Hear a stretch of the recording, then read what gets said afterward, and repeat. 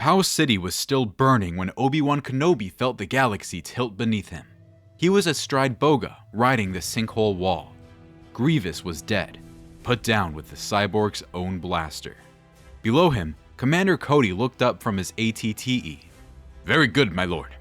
Then, the comm lit blue. Half a galaxy away, above Mandalore, Ahsoka Tano watched Captain Rex go rigid mid-sentence.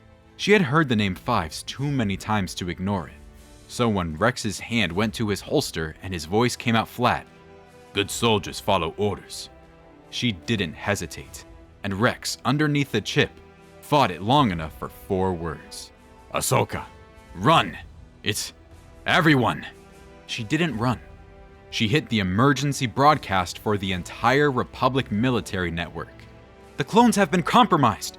It's in their heads!" That warning couldn't switch the chips off. Nothing could. What it bought was 30 seconds, the difference between an execution and a firefight. In the sinkhole, Cody's cannon fired half a second late. Obi-Wan was already moving. Not everyone got even that. Ki Adimundi died on Megiddo in the first 11 seconds. Aayla Secura fell in the Felucian grass, but Yoda got clear of Kashyyyk, and the temple raised its shields against an assault that never came.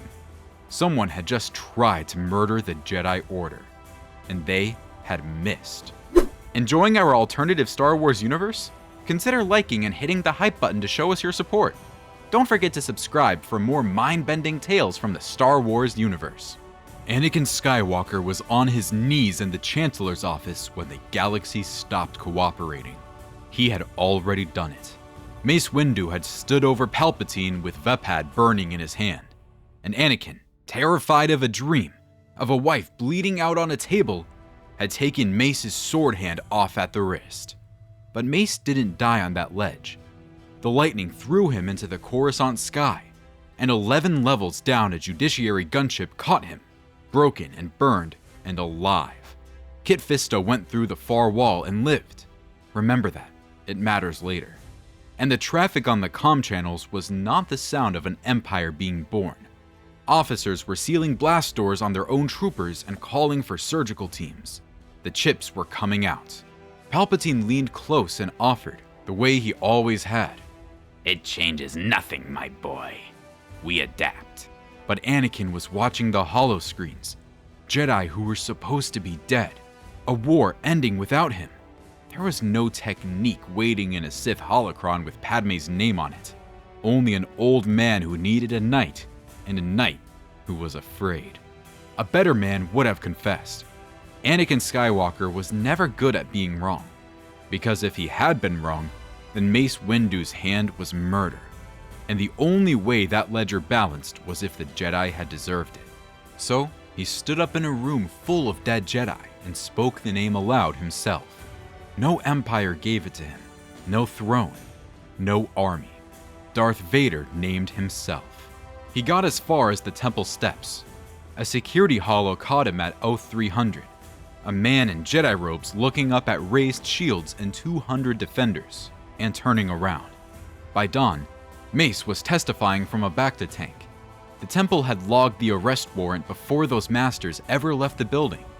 The Chancellor's own security recorded the rest. Sidious ran, and for the first time in 1,000 years, a Sith Lord ran with the galaxy watching. Vader went to Mustafar, because the Techno Union kept a cybernetics suite inside the Separatist Council's mining complex there, the shop where they had built Grievous.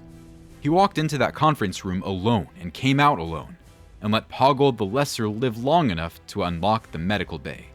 Padme's ship landed 6 hours later, Obi-Wan in the hold. She begged. He raged.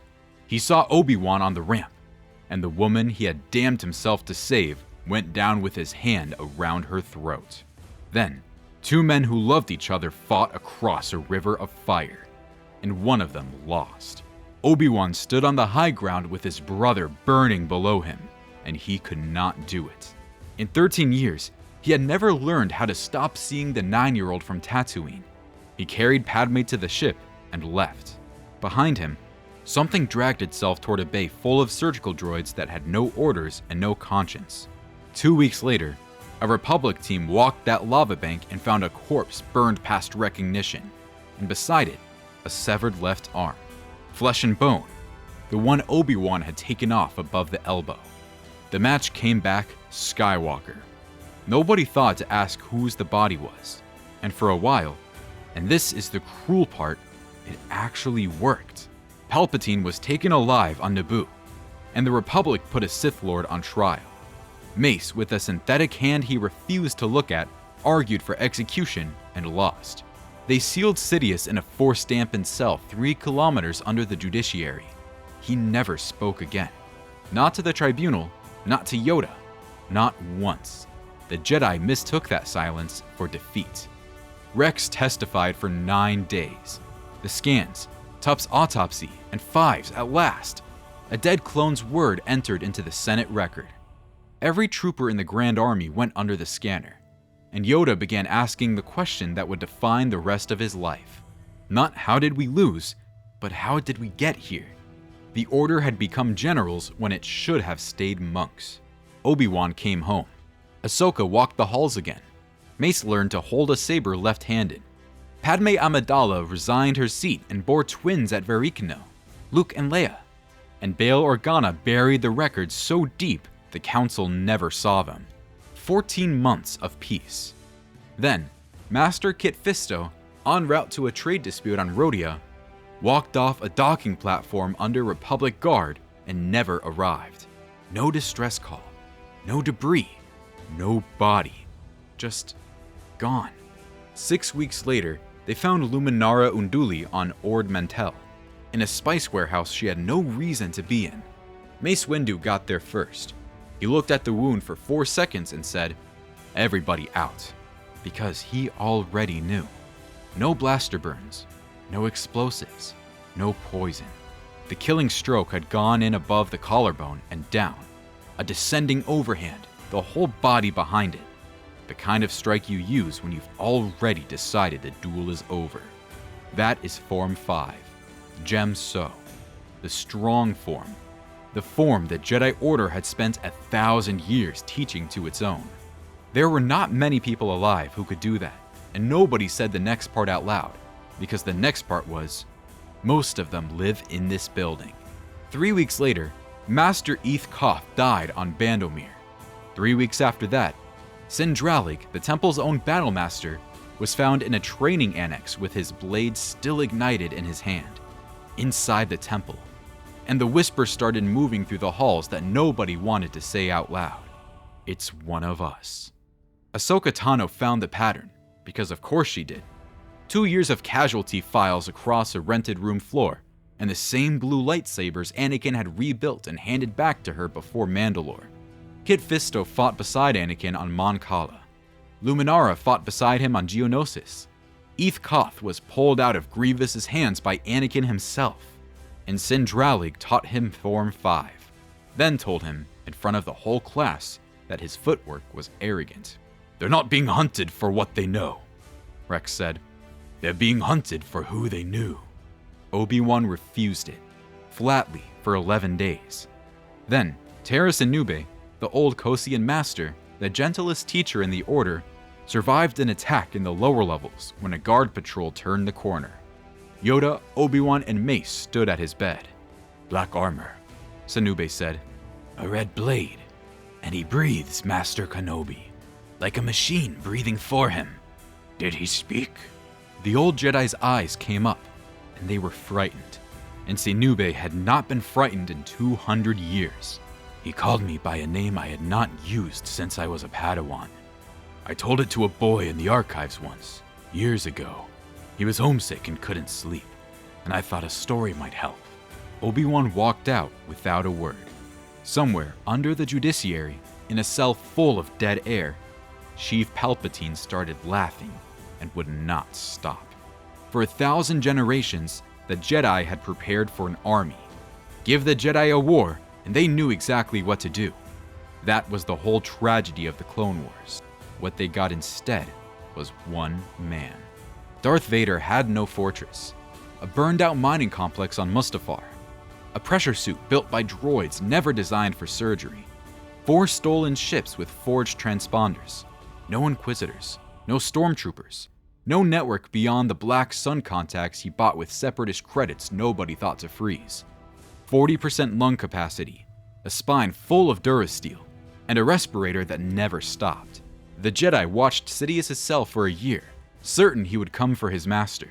He never did. What he had instead was something no army could buy. He knew them. He knew Jedi travel light and refuse escorts. He knew the protocol for a master compromised in the field, because he had written half of it. He knew a Jedi falls back to Sorasu and waits for an opening, and he knew exactly how long they would wait. He knew which ones would try to talk to him. Those ones took the longest, and he had not left a living witness in 2 years. Terrace Anube was not luck. Terrace Anube was a message. The Sith didn't beat them with power. Yoda was stronger. Mace was better. The Sith beat them with familiarity. One man who had eaten in the same refectory for 13 years found Kit Fisto in a week. The council fractured, and the fracture had a name on each side. Mace Windu wanted Vader dead, not captured, not tried. He had spent years warning that Skywalker's attachment to the Chancellor was a wound in the Force, and being right had cost him his hand. "We gave him every chance," he said. "The next chance kills someone else's master." Obi-Wan wanted Anakin back. Yoda, who had begun to suspect he himself was the reason none of it was caught in time, listened and said very little. Ahsoka told them they were asking the wrong questions. "You keep asking where he'll strike. He's not choosing targets. He's choosing witnesses." Because the killings had changed. A relay station on Christophsis that had been Obi-Wan's command post. A healer who put Obi-Wan back together after Geonosis. A body on the exact stretch of Skylane where he had chased Zam Wessel. "He's writing you letters," Ahsoka said. "In people." Obi-Wan went pale. "Then he wants a duel." "No!" And here, her voice cracked, because she had loved him too. "He wants you to stop making excuses for him. As long as you keep telling yourself Anakin died on Mustafar, he doesn't have to be real." Mace stared at her. "That's insane." "That's my master," Ahsoka said. "It was Rex who broke it open." "Then why'd he stop killing Jedi a month ago?" Nobody had an answer. Then, Ahsoka went very still. "Because he found something he wants more." It took Rex 6 hours. A records droid missing from a Naboo medical archive. Dumped, wiped in a service canal. A sealed birth file opened on a night no duty officer could account for. Obi-Wan was already running for a ship, and he didn't tell the council, because Mace would have sent a strike team, and a strike team would have killed him. The villa at Varykino sits above a lake so still it looks like a second sky. Padme had spent 2 years there teaching 2 toddlers to walk on the terrace where she was once kissed by a boy who did not know what he was. She met Obi-Wan at the water steps. She already knew. How long? A month at least. There was a midwife droid and a memory coal. He stopped. "It doesn't matter now. He isn't hunting the Jedi anymore," Obi-Wan said quietly. "Then what does he want?" "His family. This is the black heart of the whole thing. Anakin Skywalker fell because he could not bear to lose Padme. He murdered for it. He turned on the only father he'd ever had for it. He built a second self out of the certainty that the sacrifice bought something, and she never died. Every corpse across the Outer Rim was payment on a debt that never existed. A sane man cannot survive that. So Vader did what he had done in the Chancellor's office. He refused it. She had taken from him. The children were his by right, the last piece of a future he paid for and was cheated out of. He was not coming to Naboo to kill Padme Amidala. He was coming to collect. "Where are the children?" "My mother has them in the cellar," Padme said. "Ahsoka's on the north approach. She didn't ask me, she just went." Out over the lake, something dark came in low and fast beneath the sensor net. There was no army. Vader came up the water steps, and Ahsoka Tano was standing at the top with both blades lit. The 2 he had rebuilt for her himself, the blue still exactly the shade he had chosen. She said, "Hello, Master." she meant it to hurt. It did. 2 years of learning to predict him bought her 90 seconds. Longer than Luminara, longer than Dralig. She went down conscious, one arm broken, and Vader stepped over her without looking, because he had never been able to look at what he'd done to her. Obi-Wan was waiting at the end of the pier. They didn't fight immediately. That's the thing people forget about these two. They always talked first. You could have finished it. The vocoder flattened it into something almost bored. On Mustafar, you had the high ground and you walked away. Yes. Why? Because I have never once been able to kill you, Obi-Wan said. And because I failed you long before Mustafar. You were 9 and afraid, and I trained you the way I was trained instead of the way you needed.